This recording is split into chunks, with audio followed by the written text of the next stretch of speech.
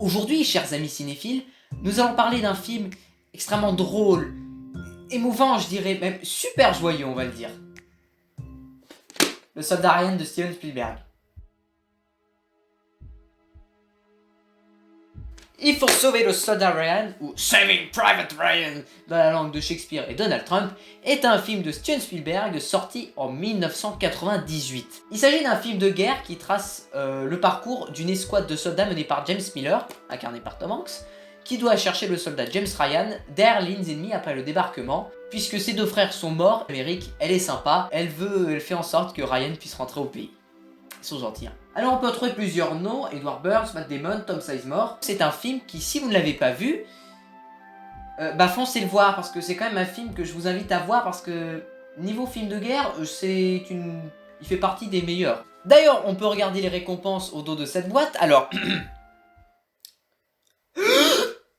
5 Oscars, meilleur réalisateur, photographie, montage, son, effets sonores, meilleur film de l'année par de nombreux groupes de presse, meilleur film et meilleur réalisateur par les critiques de Los Angeles. Spielberg est eu 3e fois meilleur réalisateur par Guild of America, obtenu The Spirit of Normandie, récompense du mérite décernée par Washington, distinction civile du département de l'armée, 160 des différents top 10. Il faut sauver Ryan a été le plus gros box-office américain de 98.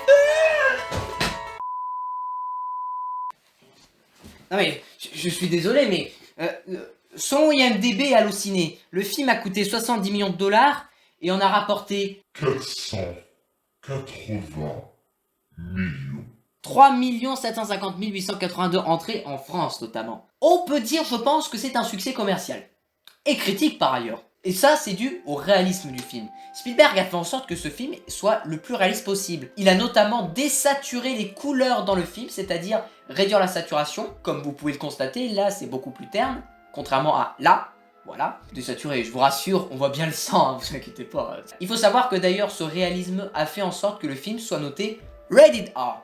Alors, qu'est-ce que c'est que Rated R? C'est l'équivalent d'un moins de 16 ans, 18 ans aux États-Unis. En France, le film est tout public. Mais en tout cas, dans les autres pays, vous verrez qu'il sera en général restreint. Bref, cet enregistrement est extrêmement intéressant et nous allons analyser la première séquence aujourd'hui sur cette vidéo. Bon, alors on va faire semblant de le mettre dans le magnéto. Alors, c'est parti. Bonjour, bienvenue dans le Hard Corner. Donc, nous sommes donc dans la partie typiquement setup analyse. Donc là, je suis en bas à droite, notamment de votre écran. Donc, en haut à gauche, normalement, dans cet espace, vous pouvez voir que j'ai mis l'extrait du film. Dans la zone rouge, vous aurez des petites informations supplémentaires que j'ai rajoutées et que je vous expliquerai de toute façon. Il y a le timecode aussi. Et ensuite, dans la zone bleue, oui c'est ça, bleu, vous avez l'action de la scène, avec éventuellement des petites indications sur ce que peut représenter aussi certaines choses. Donc, nous allons commencer. Alors, le début commence est très sobre, c'est-à-dire que vous avez la police d'écriture qui fait penser au thème du roman, et ensuite vous avez cette musique solennelle qui fait penser à un peu une musique symphonique militaire. Alors, je sais que c'est pourquoi militaire? C'est un film de guerre, donc bon, on imagine forcément les militaires. Là, ensuite, nous avons un premier plan. Je dis parce que pour moi, le plan dans le noir n'est pas vraiment le premier plan. Ça, c'est le premier plan filmé. Donc, c'est un insert. Donc, c'est-à-dire qu'on va se focaliser sur un détail. Et là, on se focalise sur le drapeau américain. Ici, vous allez associer cette musique que vous avez entendue à ce drapeau américain. Donc, vous savez qu'on va parler d'armée américaine. Et ça, sans dire un seul mot de dialogue. Juste avec l'image et le son de la musique. Et cette association de deux choses différentes va permettre d'associer à cet homme. Alors vous voyez que c'est un homme assez âgé qui marche, et comme notre cerveau évidemment va encore faire le lien entre le plan d'avant, il va associer cette musique militaire de l'armée américaine à cet homme, et comme il est assez âgé, on peut se dire c'est un vétéran de l'armée américaine. Là on a caractérisé le personnage et on n'a dit absolument aucun mot. C'est la grammaire cinématographique si vous voulez. Donc voilà, je voulais noter, grâce à deux plans et la musique, on peut connaître des détails sur le personnage sans avoir besoin de dialogue. Et là nous avons tout simplement un groupe de gens, on peut dire que c'est sa famille. On peut se le dire parce qu'ils ont un regard aussi de compassion, compréhensif, et bon, ça rajoute encore plus au côté solennel. Et vous avez notamment ce jeune homme. Alors ce jeune homme, c'est assez intéressant. On peut se dire que c'est le fils tout simplement du vétéran. Il sort son appareil Canon, il prend une photo, et là, on peut se dire que c'est sa femme. Elle lui jette un regard désapprobateur. C'est en fait pas le moment de prendre des photos, c'est-à-dire qu'on a autre chose à faire. En général, les moments où on prend pas de photos, c'est dans les moments tristes, des commémorations. Donc le plan suivant, on a juste un plan sur peut dire la grand-mère, hein, qui est la femme du vétéran. Et là, nous avons un plan 7 très intéressant. Vous voyez que le vétéran marche et que la famille est en retrait. Alors, on voit aussi au passage que le vétéran boite, hein, on peut dire que c'est une blessure de guerre. Et on voit la mère à l'arrière-plan. Retenez ça, pour plus tard, ça pourrait être intéressant. Et ensuite, vous voyez que la famille est en retrait. On peut se dire que cette commémoration, ce moment solennel, est beaucoup plus important pour le vétéran qui est directement concerné plutôt que la famille. Et c'est intéressant puisque le vétéran est séparé de la famille par les arbres. C'est-à-dire que vous avez une zone entre les arbres qui permet de laisser voir les personnages. Et le vétéran n'est jamais entre deux arbres en même temps que la famille. Si vous regardez bien, à ce moment-là, il sort et la famille rentre là. Et là, il va encore sortir. Et seulement là, le petit garçon va rentrer. Et même, il quitte le cadre comme ils sont trop lents pour papy. Un peu la honte, hein. Ensuite, là, on s'est rapproché, donc j'ai changé la valeur de plan. Donc on voit qu'il a un regard fixe et il respire par la bouche. Il a la bouche ouverte, comme ça. En général, on se sent pas à l'aise, on se sent pas très bien quand on est dans ces moments-là avec en respirant par la bouche. Bien le point sur lui et la famille qui est derrière, un peu plus flou. Ensuite, nous avons deux plans, donc on a le drapeau américain. Bon, évidemment, ça nous confirme l'aspect militaire américain. Et un drapeau français. Donc là, on peut faire une association franco-américaine. Alors là, nous sommes plus sur un gros plan, je dirais. Puisque regardez, on a le vétéran qui avance. Il respire difficilement, là, on le voit encore mieux. On sent qu'il essaye de retenir ses larmes. C'est-à-dire que il a un regard triste. C'est-à-dire que là, c'est une situation qui le touche. Donc en plus, vous avez l'arrivée des cordes dans la musique qui apporte un aspect encore plus mélancolique. Je vous fais écouter l'adagio pour cordes, maintenant. Cet adagio pour cordes, vous l'avez entendu notamment dans le film Platoon de Oliver Stone. Donc c'est un film sur la guerre du Vietnam, et au moment où des soldats meurent, on a cette musique très mélancolique, et je suis sûr que vous l'avez déjà entendu et que vous avez déjà associé la mort et la tristesse à ce morceau symphonique. Et d'ailleurs, j'ai aussi noté que c'est un acteur que vous ne connaissez pas. Ce n'est pas Tom Hanks, ce n'est pas Sizeburn, ce n'est pas Burns, ce n'est pas Damon. On ne sait pas qui c'est. Et d'ailleurs, par ailleurs, on ne sait pas qui est le vétéran. On ne sait rien de lui. Et c'est ça qui est intéressant, puisqu'en fait, la réponse, vous l'avez en fin de film. Et là, on arrive à un plan extrêmement intéressant, le plan 11. C'est un plan en travelling extrêmement intéressant. Donc là, nous avons toujours le vétéran qui avance sur ce jardin. C'est ce qu'on pourrait penser. Et là, une énorme croix, enfin énorme pour le cadre du moins, entre dans le champ. Cette croix, elle envahit le cadre. C'est-à-dire qu'elle vient floue, parce que le net a été fait sur le point, a été fait sur le personnage du vétéran. Ça nous permet d'entrer brusquement dans un autre lieu, le cimetière militaire. Alors déjà le cimetière, puisque la croix chrétienne, même si on est de toute religion, on sait que c'est un cimetière. Et aussi militaire, puisque la croix est très simple. Disons que les croix militaires sont très simples, parce que parfois on ne connaît même pas le nom des soldats qui sont morts. Et là ensuite, intéressant, nous avons une deuxième croix, qui est une croix juive.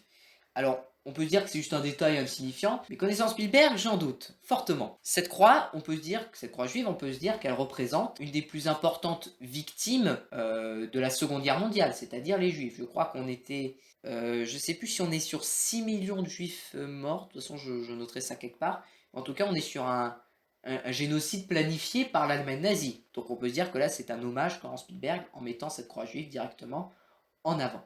Et ensuite, je vous parlais d'envers le cadre, mais regardez, les croix, il y en a de plus en plus. Et là, commence un travelling ascendant, c'est-à-dire qu'on va commencer à monter, et à la fin, on va être en plongée avec le personnage. On voit l'invasion des croix. Au début, elle pénètre dans le cadre de façon rapprochée et nous cache la vue. Et là, c'est très simple, elle recouvre presque tout le jardin. Vous avez ce contraste entre le vert de la nature, de la vie, et la mort avec les croix blanches, parce que imaginez qu'à la place des croix, c'était des cadavres.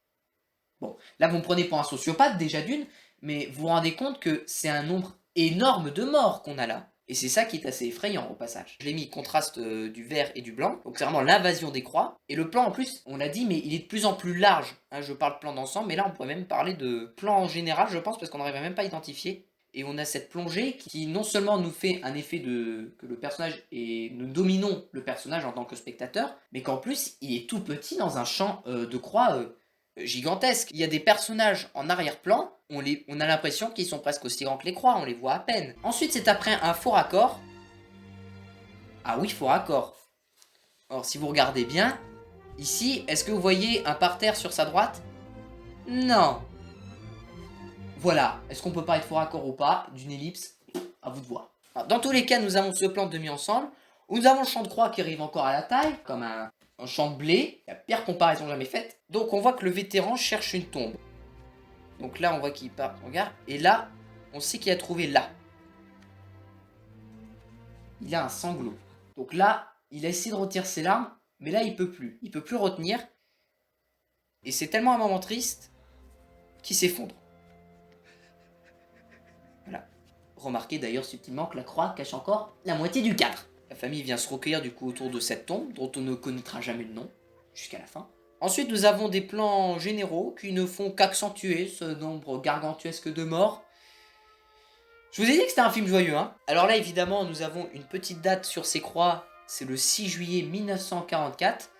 Donc le 6 juillet 1944, on est un mois après le débarquement, où les chanceux, c'est-à-dire les chanceux, c'est-à-dire ceux qui sont arrivés à passer plage Normandie, meurent sur le champ de bataille pour libérer la France. Et là, nous arrivons dans un plan extrêmement intéressant. On arrive au plan 16, c'est l'avant-dernier plan. La famille autour du vétéran, il se recueille. Et là, regardez le visage du vétéran. C'est plus un visage triste, c'est un visage grave. On a Travelling avant qui s'enclenche et qui s'approche de plus en plus du personnage. Vous avez la musique qui vient de plus en plus sombre et vous entendez des vagues. Alors là, on entend des vagues qui deviennent de plus en plus fortes. On avait la mer, mais elle n'était pas aussi proche. Elles sont extra-diégétiques puisque là, concrètement, il n'y a pas de vagues. À ce que sache, je pense pas qu'il y ait la marée haute. Non, parce que si c'est la marée haute, franchement, c'est une sacrée marée haute, vu l'état de la mer. Mais si vous vous êtes pas posé cette question à cause de toutes les pauses que je fais, on va comprendre d'où viennent les vagues. Là, on voit que les cordes commencent à s'emballer, que le bruit des vagues s'amplifie de plus en plus. C'est de plus en plus inquiétant. Et là, je m'arrête sur ce plan. Les couleurs, c'est du bleu grisâtre et le gris. Et qu'est-ce qu'on a le plan suivant?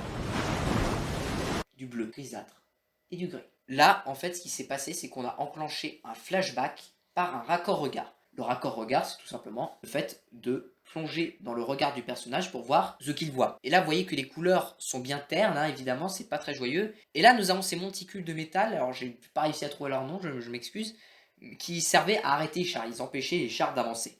Donc là, en fait, on est sur la plage de Normandie en 1944. Du coup, ça c'est typique des champs de bataille avec les barbelés. Ce sont ces monticules qui servent à arrêter les chars. Donc là, on voit bien la désaturation des couleurs. Bon, ça se voit encore mieux dans le film après. Donc là, c'est une magnifique transition pour faire un flashback avec ce qu'on vient de voir. Donc, dans ces différents plans que nous venons de voir, nous avons remarqué que nous sommes passés à travers les commémorations cachées en rapport avec l'armée américaine, un énorme cimetière avec des références aux morts, ce contraste de la mort avec la vie. Nous avons ce passage au flashback avec la musique qui vient grave et les couleurs qui sont de moins en moins présentes sans que l'on change de plan. C'est ça qui est assez fou, c'est que dans un plan, on a cette perte de couleurs parce qu'au début, ils sont tous là, c'est assez coloré, et ensuite nous avons les yeux, et là, on n'est que sur du bleu, bleu qu'on retrouve dans tout le ciel du matin du débarquement.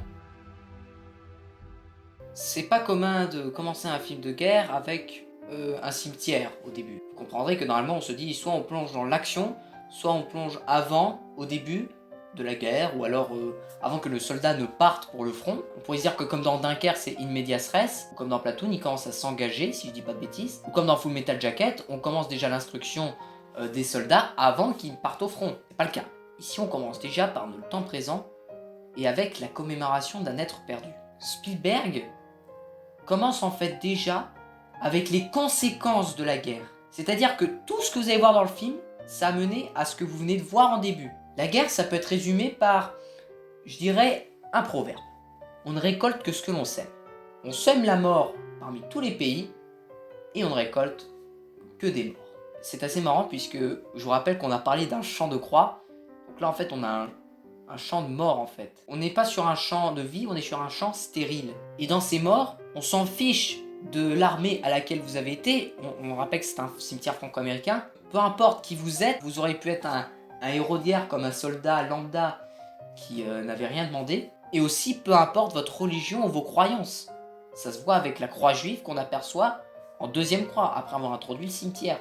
C'est déjà toute cette absurdité de la guerre qui est retransmise dans cette première séquence. D'un point de vue scénaristique et narratif, on remarque que cette séquence est aussi intéressante puisque, avec son réalisme, Spielberg brise le bouclier. Quel bouclier? Dans les films, en général, le personnage principal a un collier d'immunité. Ce personnage principal ne peut pas mourir.